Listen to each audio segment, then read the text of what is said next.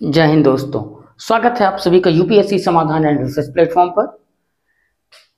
आशा करता हूं आप सभी लोग अच्छे होंगे, आपकी तैयारी भी जोर शोर से चल रही होगी।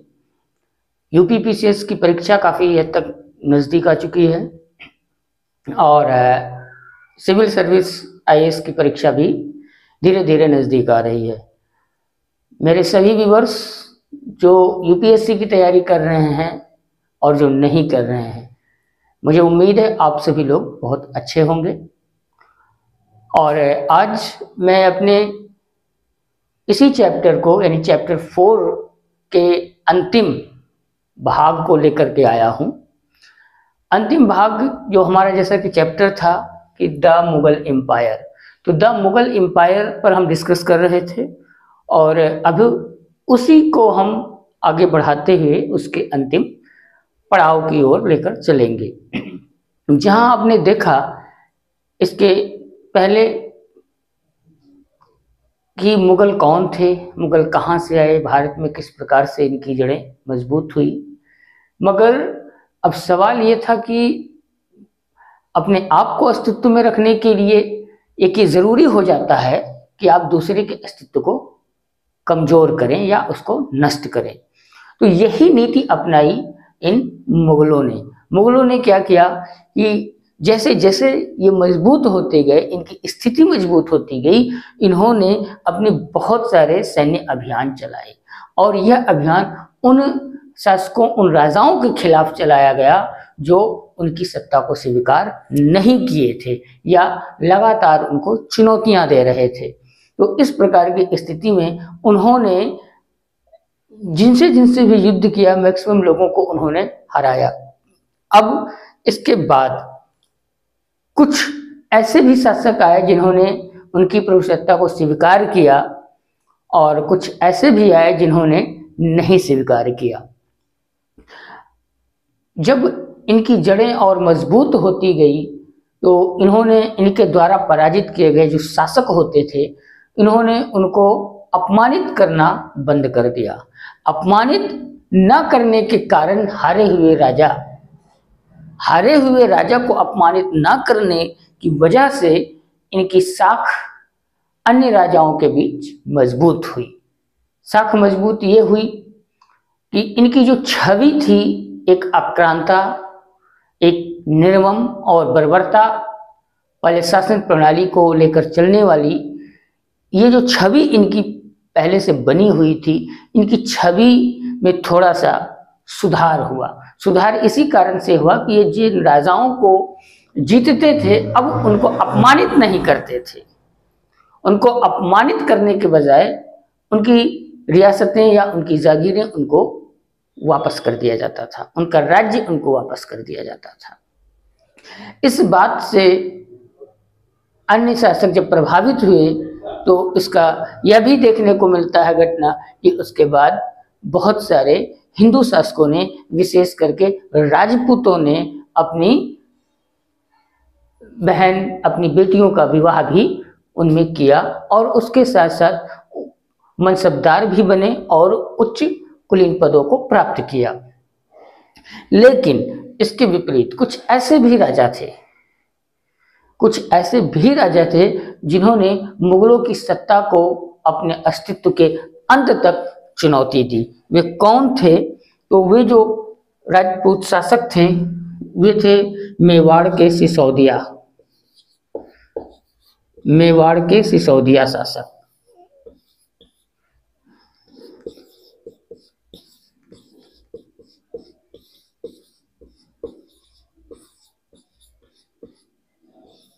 मेवाड़ के सिसोदिया राजपूतों ने इनकी प्रभुसत्ता को मानने से स्वीकार कर दिया।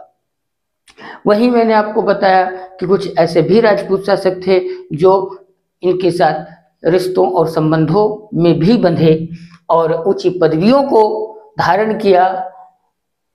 और अब आगे जब बात आती है मनसबदार, अभी जो मैंने एक जिक्र किया था, ये मनसबदार क्या होता है?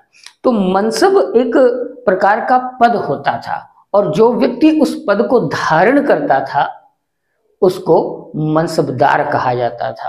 तो मनसब क्या होता था? मनसब, यह एक पद था और जो व्यक्ति इसको धारण करता था वो मनसबदार हो जाता था। ठीक है, यानी मनसब वाला, उस पद वाला हो जाता था। तो ये जो मनसबदार थे ये विशेष करके वही मनसबदार बने जो मुगलों की सेना में आकर के शामिल हुए। अब समझ ये था कि जब इनका क्षेत्र विस्तृत होता गया मुगलों का, तो इन्होंने अपनी सेनाओं में भिन्न भिन्न लोगों की भर्तियां भी की, जिनमें ईरान के सैनिक भी थे, भारतीय मुसलमानों के भी सैनिक थे, तुर्की सैनिक भी थे। इसके साथ साथ जो है आप देखेंगे कि अहोम, राजपूत, मराठा और अन्य भी ऐसी जातियां थी जो सेवा के लिए मुगलों के साथ जुड़ी, उनकी सेना में भर्ती हुए। अब इसके साथ साथ और आप क्या देखेंगे कि भिन्न भिन्न क्षेत्रों के लोग जब जुड़ते हैं तो जो कल्चर होता है मल्टी कल्चर जो है साम्राज्य की व्यवस्था देखने को मिलती है। अब हम जब चर्चा कर रहे थे मनसब की, तो मनसब मैंने आपको क्या बताया, मनसब एक प्रकार का पद होता था, इसको धारण करने वाले व्यक्ति को मनसबदार कहा जाता था। तो जो भारतीय शासक या भारतीय ऐसा सरदार या सरदारों का समूह इनके साथ जुड़ा, वे सब मनसबदार बने। मनसबदार एक प्रकार की क्या होती थी, ये एक प्रकार की मुगलों की ग्रेडिंग प्रणाली थी। क्या थी? एक प्रकार की ग्रेडिंग प्रणाली थी। यह एक प्रकार की ग्रेडिंग प्रणाली। इस ग्रेडिंग प्रणाली को वो 3 पैमानों पर आंकते थे। या क्या था? एक ग्रेडिंग प्रणाली था मनसबदार होना, और इसको मापने के लिए वे 3 चीजों को, 3 पैरामीटर को तय करते थे, जिसमें क्या होता था, रैंक के साथ साथ सैन्य जिम्मेवारी प्लस इनका वेतन। यानी कि हर मनसबदार के पास ये जरूरी होता था कि उसके पास अपने एक निश्चित, एक निर्धारित संख्या में घुड़सवार होने चाहिए। घुड़सवार किस लिए होने चाहिए? वे सैन्य सुरक्षा का काम करते थे। तो जिसके पास जितनी ज्यादा जात वाले, यानी कि जैसे एक उदाहरण है कि अकबर के समय में 5000 जात वाले सैनिकों को 1000 जात वाले सैनिकों की अपेक्षा उच्च समझा जाता था, कुलीन समझा जाता था। तो उनके वेतन भी ज्यादा होते थे और उनके जो पद होते थे वह उच्च होते थे और प्रतिष्ठित होते थे। तो इस प्रकार आप देखेंगे कि ये एक ग्रेडिंग प्रणाली थी और यह 3 प्रकार से तय की जाती थी। क्या मैंने बताया आपको? वो 3 प्रकार कौन कौन से थे? ये 3 प्रकार जो आपको मैंने बताया वो क्या था? पहला तो था वेतन के आधार पर, रैंक के आधार पर, वेतन, रैंक और सैन्य जिम्मेदारी।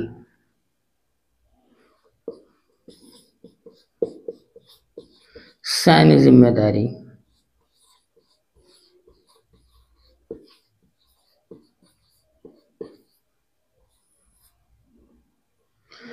जिम्मेदारी इन तीनों के आधार पर उनकी ग्रेडिंग की जाती थी कि कौन उच्च है और कौन निम्न है। अब आगे आप देखते हैं कि यह तो हो गया। अब इसके साथ साथ मुगल काल में, जैसे मैंने अभी आपको मनसब बताया, मनसबदार बताया, या इन मनसबदारों के वेतन कहाँ से मिलता था या इनका राजस्व का व्यवस्था क्या थी। तो मैं यही चर्चा करना जा रहा था कि मुगलों की विशेष करके जो इनके राजस्व का साधन था, वह साधन क्या था? कृषि उपज पर ये कर लगाते थे। अब जो मनसबदार होता था, तो मनसबदार को वेतन कहाँ से मिलेगा? तो वेतन इनको मिलता था, इनको राजस्व असाइन किया जाता था, राजस्व असाइनमेंट के तौर पर वेतन दिया जाता था। और वे वेतन एक प्रकार की जागीर होती थी। क्या होती थी? एक प्रकार की जागीर होती थी। और जागीर इकता एक और प्रणाली आती है, इस पर हम बाद में चर्चा करेंगे। तो ये एकता प्रणाली की तरीके से उससे मिलती जुलती एक प्रणाली थी जो है जागीर का जो है होती थी। और विशेष करके जो मनसबदार होते थे अपने जागीरों में कभी रहते थे कभी नहीं रहते थे, मतलब इनमें एक रेगुलरिटी नहीं बनी हुई थी। और इसमें क्या होता था कि ये लोग एक मनसबदार होने के साथ साथ अन्य दूसरे राजाओं को भी अपनी सेवा प्रदान करते थे, यानी कि ये लोग डबल बेनिफिट लिया करते थे। तो इन चीजों को रोकने के लिए क्या हुआ कि जो अकबर का राजस्व मंत्री था, ये आप ध्यान रखिए अकबर का राजस्व मंत्री कौन था, तो अकबर का राजस्व मंत्री था टोडरमल। कौन था? टोडरमल। टोडर जो है टोडरमल ने एक सर्वे किया, एक सर्वेक्षण किया। वो सर्वेक्षण क्या किया? सर्वेक्षण किया उसने कि जो फसलें थी, फसल के निर्माण का समय, फसल पैदावार कितनी हुई और वह खेती यानी कृषि कार्य करने के लिए जो जमीनें हैं वे कितनी हैं, इनका सबका उसने सर्वेक्षण किया।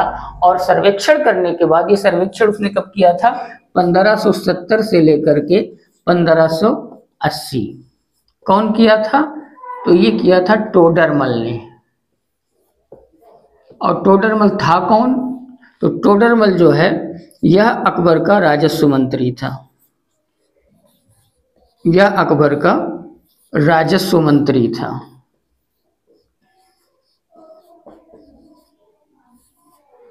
राजस्व मंत्री।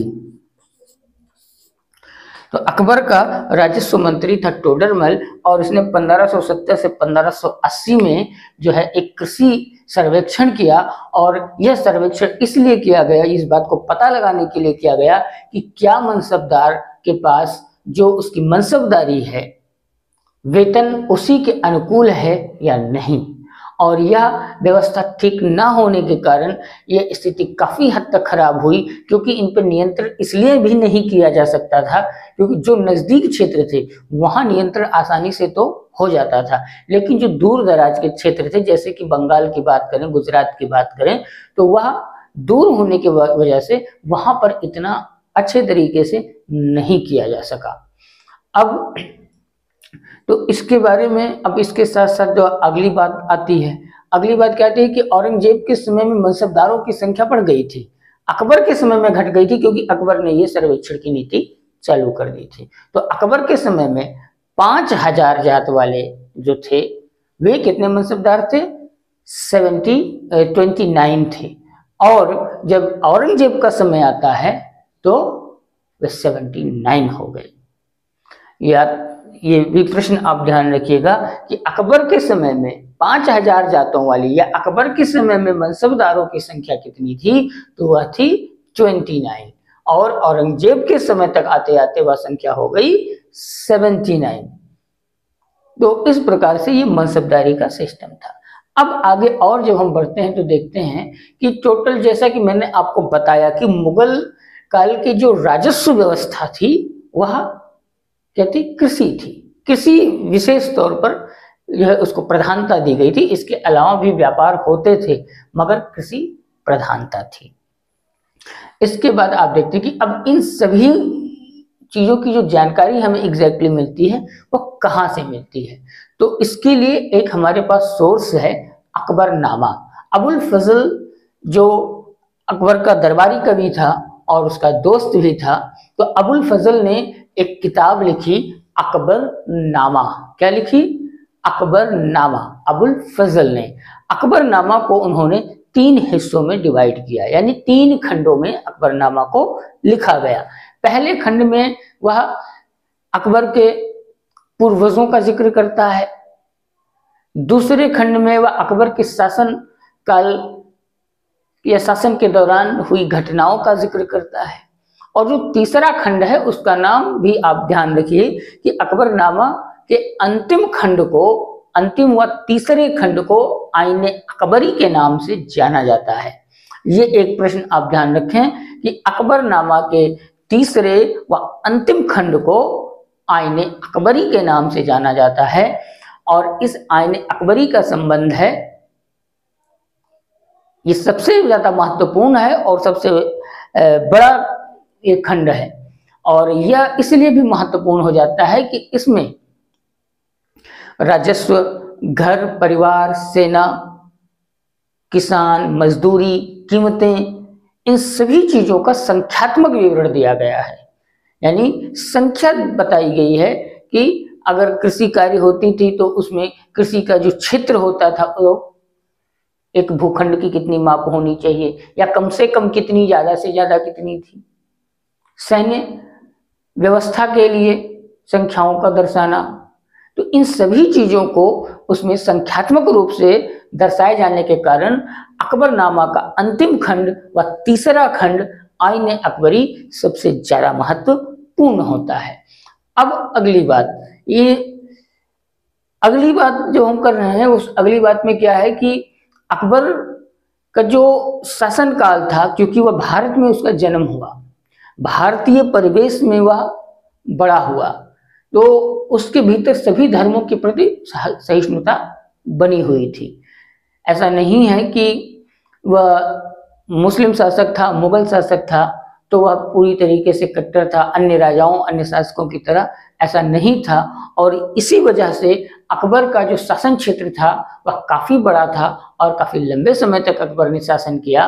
तो अकबर जो है सहिष्णु व्यक्ति भी था, जिसकी वजह से धार्मिक गोष्ठियों का आयोजन होना, कविताओं का और साहित्यों का जन्म होना या उनका विकास होना, ये बहुत ही मायने रखता है। और इस वजह से आप देखेंगे कि अकबर का जो पुत्र है जहांगीर, जहांगीर ने सुलह ए कुल को काफ़ी बहुत बड़े बड़े शब्दों से प्रशंसा किया है कि सुलह ए कुल क्या है। सुलह ए कुल ही एक ऐसी व्यवस्था थी, एक ऐसा स्थान था, एक ऐसी संस्था बनाई गई थी कि जहाँ पर सभी धर्मों के विद्वान उलेमा आकर के और अपने अपने धर्मों पर चर्चा करते थे। इसके अलावा और अंतिम बात जो मैं आपसे करने जा रहा हूं वह अंतिम पार्ट ये है आज के इस सेशन का कि मेहरुन्निसा जो 1611 ईस्वी में जहांगीर से विवाह करके और नूरजहां की पदवी को धारण करती है। इसका हमें और भी बहुत सारे सोर्स मिलते हैं, बहुत सारे सिक्के चलाए गए जहां पर एक तरफ नूरजहां के फोटो को छापा गया, यानी उसकी आकृति उकेरी गई। तो सिक्कों के माध्यम से यह भी पता चलता है कि उस स्त्री का, उस रानी का यानी मेहरुन्निसा या नूरजहां का मुगल काल में और विशेष करके जहांगीर के शासन काल के समय कितना महत्व था। तो यह आज का जो सेशन है, यानी आज की जो क्लास है हमारी, उम्मीद है कि आप सभी लोगों को काफी हद तक समझ में आया होगा। जो हमारे सिविल सर्विस के विद्यार्थी हैं वे बहुत हद तक इस तथ्य को समझ गए होंगे, और इसके अलावा अन्य व्यूअर्स हमारे जो सिविल सर्विसेज की तैयारी नहीं कर रहे हैं और इतिहास में रुचि रखते हैं तो उनको भी बहुत सारी जानकारियां आज प्राप्त हुई होंगी। तो आशा करता हूं आप सभी लोग अपनी तैयारियों में पूरी मन से, पूरे डेडिकेशन के साथ लगे होंगे। आपकी परीक्षाएं नजदीक हैं। हम इस चैप्टर को यहीं पर विराम देते हुए आपसे अगले सेशन में मिलेंगे नए चैप्टर के साथ, कुछ नए रोचक तथ्यों के साथ। जय हिंद।